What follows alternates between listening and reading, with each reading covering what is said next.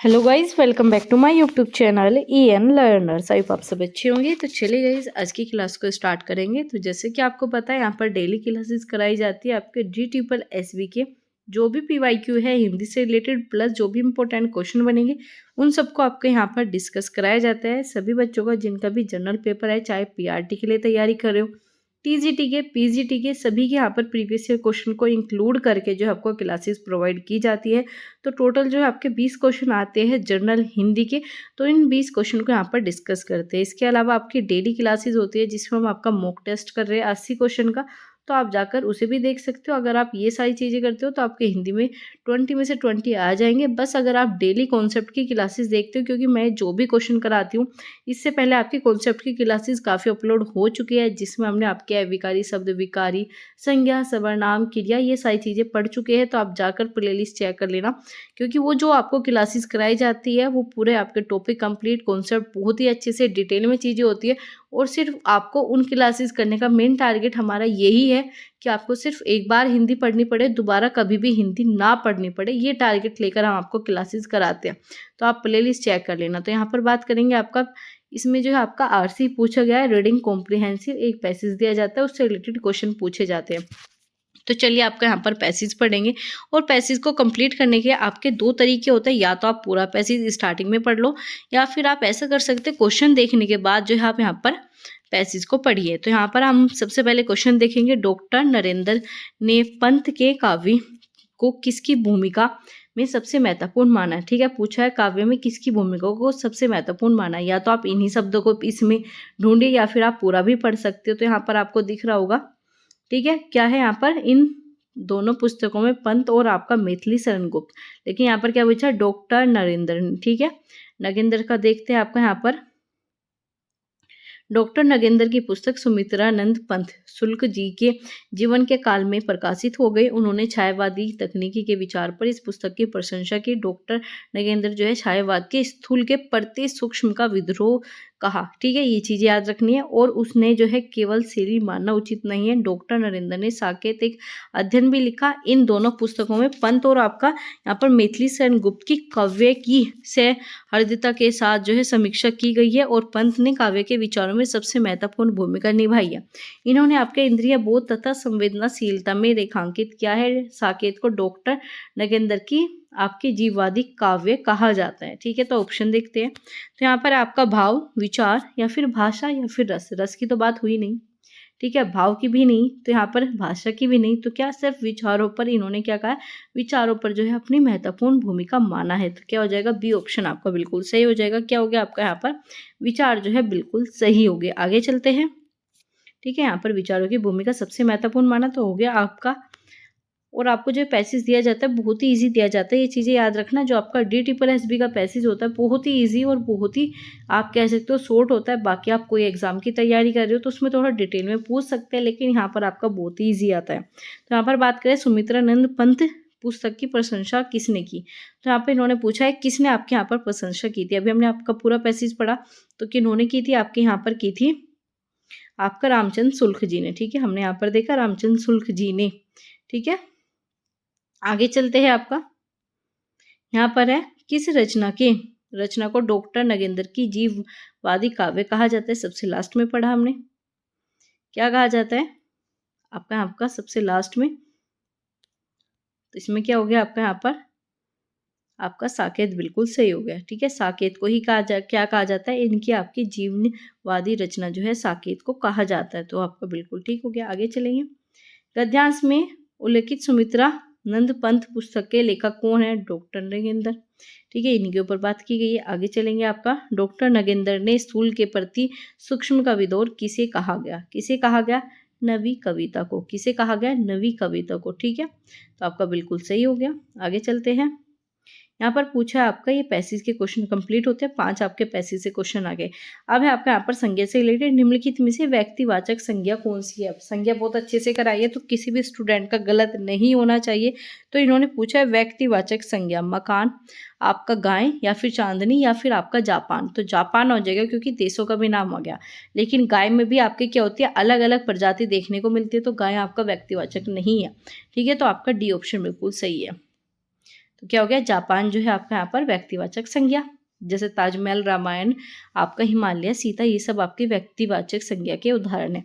आगे बात करेंगे आपका स्वाभाविक का विलोम शब्द क्या है। ठीक है, स्वाभाविक क्या है, आपका इसका उल्टा बताना है। तो क्या हो गया आपका अस्वाभाविक, ठीक है, भाविक या फिर प्रभाविक या फिर आपका प्राकृतिक। तो ये तो बिल्कुल अपोजिट हो गया। ठीक, तो क्या हो जाएगा, स्वाभाविक मतलब अस्वाभाविक। तो क्या हो जाएगा, ए ऑप्शन बिल्कुल ठीक है। आगे आपका यमुना का पर्यायवाची पूछा, यमुना का पर्यायवाची क्या है, मंदाकिनी, गंगा, तिरंगनी, आपका नदी हो गया, कृष्णा, आपका सुसरिता। तो यमुना किसे कहा जाता है, आपका कृष्णा का पर्यायवाची है। क्या है, यमुना नदी के किनारे कौन रहते थे, कृष्ण जी रहते थे, तो इसी वजह से क्या हो गया, कृष्ण का पर्यायवाची कहा जाता है। याद रखना, बाकी जो बताए ये सब किसके थे, गंगा के पर्यायवाची, मंदाकिनी हो गया, ये नदी आपका गंगा हो गया, दोनों के होते हैं। ठीक है, तो इसी प्रकार से आपके यहाँ पर बाकी दिए गए हैं, सुसरिता दिया गया। आगे चलते हैं, निम्नलिखित में से तद्भव शब्द कौन सा है। तो पूछा है तद्भव बताना है। तद्भव की सिर्फ आपको 10 ऐसे ट्रिक बताइए, चाहे आपका कोई भी एग्जाम हो, 8वीं से लेकर आपका यूपीएससी किसी भी प्रकार का एग्जाम हो, अगर उसमें हिंदी पूछी जाती है, उसमें तत्सम तद्भव आता है, तो कभी गलत नहीं करोगे, जाकर क्लास जरूर चेक करना। तो उसमें क्या है, तद्भव शब्द बताना है, कौन सा है, भला है, बिंदु है, व्यतीत है या फिर आपका वृद्ध। तो क्या हो गया आपका यहाँ पर, ए ऑप्शन बिल्कुल सही है, भला बिल्कुल सही हो जाएगा। तद्भव पूछा है, तद्भव वही होता है जो हम आपकी आम भाषा में बोलते हैं। वृद्ध क्या हो गया, बिल्कुल संस्कृत का वर्ड हो गया, वृद्ध का तद्भव क्या होता है, बूढ़ा हो गया। ऐसे ये सारे शब्द के जो है आपको तद्भव मिल जाएंगे, लेकिन भला जो है पहले से ही तद्भव है। क्या है, भला जो है पहले से ही तद्भव है। बाकी को देख लेते हैं। व्यतीत मतलब बीत गया, वृद्ध मतलब बूढ़ा, और बिंदु मतलब बूंद, बिंदु आपका बूंद होता है। आगे चलते हैं, निम्नलिखित में से कौन सा पुल्लिंग है। तो यहाँ पर बताना है कौन सा पुल्लिंग है, आभार है, इच्छा है, आंख है, आहट है। ये क्वेश्चन आपके पूछे जाते हैं, तो इनका आप प्रयोग करके आंसर निकाल सकते हो। आभार हुआ, ठीक है। आगे आंख खोली, तो लड़की हो गई, इच्छा हुई, आहट आई। तो तीनों में क्या था, आपका स्त्रीलिंग देखने को मिला, लेकिन आभार हुआ। तो ये क्या हो गया आपका, ए बिल्कुल ठीक है। आगे चलेंगे, यहाँ पर अतएव में संधि विच्छेद पूछा है। संधि से आपके पहले भी क्वेश्चन बने थे, अब भी क्वेश्चन बनते हैं, तो संधि से क्वेश्चन आपके हमेशा बनते आए हैं। तो अतएव में पूछा है आपका अत प्लस एव, अतः, अतः। तो संधि का विच्छेद करने का वही तरीका है जो आपने लिखा और पढ़ा हो, हर क्लास में बताती हूँ। तो क्या है इसमें आपका अतः प्लस एव ही, यही दो आपके ऐसे शब्द है जो आपने देखे या पढ़े और लिखे। अतः भी देखा है और आपका एव, बाकी शब्द आपने कहीं नहीं देखे। तो क्या हो जाएगा, ए ऑप्शन बिल्कुल ठीक है। आगे चलेंगे, इसमें अलग अलग अवयवों को एक साथ जोड़ना है, खालिस्तान एक जो है शब्द कहा जाता है। किसे कहा जाता है, अलग अलग अवयव को एक साथ जोड़ रहे हो। तो क्या हो जाएगा आपका, विघटन अलग करना, विश्लेषण अलग करना, टुकड़ों में तोड़ना। वहीं आपका विग्रह भी आपका अलग करना होता है, लेकिन जहाँ एक साथ जोड़ा जाता है उसे संश्लेषण कहते हैं। इकट्ठा करना संश्लेषण होता है। तो डी ऑप्शन बिल्कुल ठीक है। आगे है, निम्नलिखित में से शुद्ध वर्तनी आपको बतानी है। ठीक है, शुद्ध वर्तनी आपको बतानी है, किसका, आपका प्रादेशिक। तो प्रादेशिक ये भी गलत है, क्योंकि प्रा आता, आका डंडा आता है, इसमें भी शिक गलत है, ये भी गलत है। तो याद रखना प्रादेशिक आपका ये ऑप्शन बिल्कुल सही है। आगे चलते हैं, यहाँ पर आपका उत्तम पुरुष सर्वनाम, सर्वनाम कराए तो सर्वनाम बताना है, उत्तम पुरुष का बताना है। तो उत्तम में क्या आ जाता है, मैं। क्या आता है, उत्तम में आता है मैंने बात कही, किसे कही, आपको कही, तुमको कही। ठीक है, ये सारी चीज़ हो गई। वह क्या हो गया, तीसरा प्रश्न हो गया। तो ये सारी चीज़ें आपकी मैंने कराई थी। तो क्या हो जाएगा, बी ऑप्शन बिल्कुल ठीक है। आगे चलते हैं, बराबर में समास है, बराबर। तो बराबर क्या है आपका, यहाँ पर अव्यय आपको देखने को मिलेंगे। क्या है, आपके अवयवी भाव हो गए। तो आपका सी ऑप्शन सही है, बराबर। ठीक है, आगे चलेंगे, आपका ऐसे आपका क्या होता है, भरपेट, भर हो गया आपका अव्यय। यथा, आपका यथाशक्ति काफी पूछा जाने वाला है, बेकाम, बे क्या हो गया आपका अव्यय हो गया। आगे चलेंगे, अभियोग में उपसर्ग, अभी प्लस योग, क्या बना, अभी और आपका योग। तो यह हो गया, सी ऑप्शन बिल्कुल सही है, अभी आपको अलग निकालना है, प्लस आपका यहाँ पर योग। आगे चलेंगे, भतीजा में प्रत्यय, प्रत्यय क्या होता है, जो आपके शब्दों के पीछे लगने वाला शब्दांश ही आपका प्रत्यय होता है। तो इसमें क्या लगेगा आपका, भतीजा। तो भती में क्या लग गया, जा लग गया, भती में क्या लग गया, जा। भय तो आपका आगे लग गया, तीजा पूरा निकल जाएगा, तो भय का मीनिंग नहीं बचेगा, जय भी नहीं है, तो क्या बनेगा, भतीजा। तो आपका जा बिल्कुल ठीक है। आगे चलते हैं, निम्नलिखित में से कौन सा तत्सम। अब आपसे पूछ रहे तत्सम कौन सा है, पहले पूछा था तद्भव। तो रजनी हो गया, रानी हो गया, रात हो गया, हाँ हाँ हो गया। तो यहाँ आपका रात का क्या होता है, रात्रि। रानी का भी होता है। इसी प्रकार से क्या होता है, रजनी का जो है आपका तत्सम आपको देखने को नहीं मिलेगा। तो यही आपका तत्सम हो गया। इसका क्या होता है, आपका तद्भव होता है।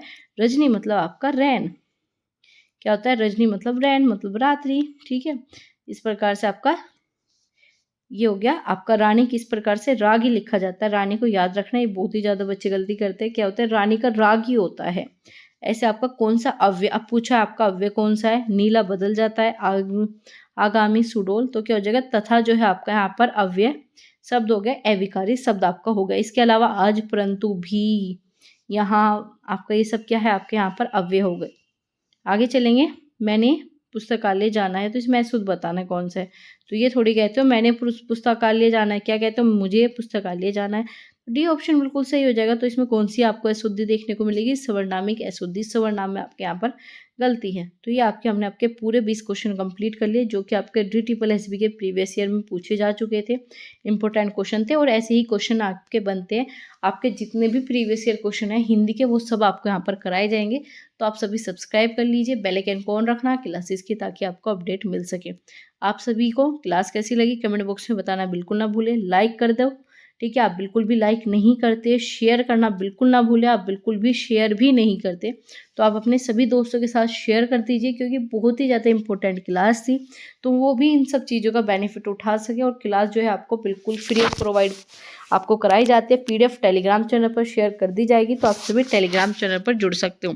तो चलिए गाइस, मिलेंगे आपसे अगली क्लास में ऐसे इंफॉर्मेटिव क्वेश्चन के साथ। तब तक अपना ध्यान रखिए, ऐसे ही अच्छे से पढ़ाई करते रहिए।